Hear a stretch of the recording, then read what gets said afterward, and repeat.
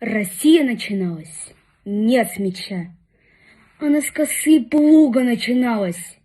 Не потому что кровь не горяча, а потому что русского плеча ни разу в жизни злоба не касалась.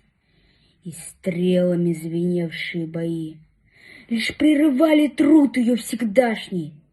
Недаром конь могучего Ильи оседлан был хозяином на пашне.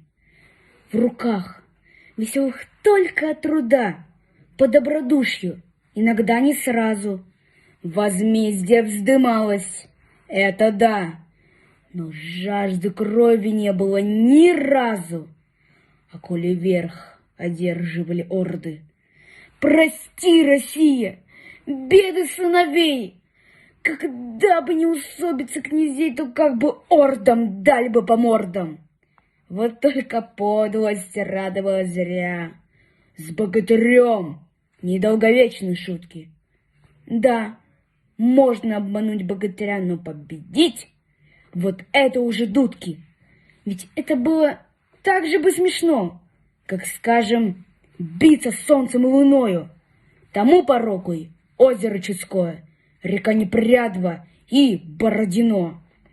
Если тьмы тевтонцев или Батыя нашли конец на родине моей, то нынешняя гордая Россия 100 крат еще прекрасней и сильней.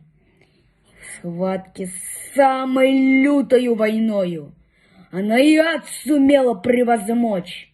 Тому порокой города-герои в огнях салютов праздничную ночь.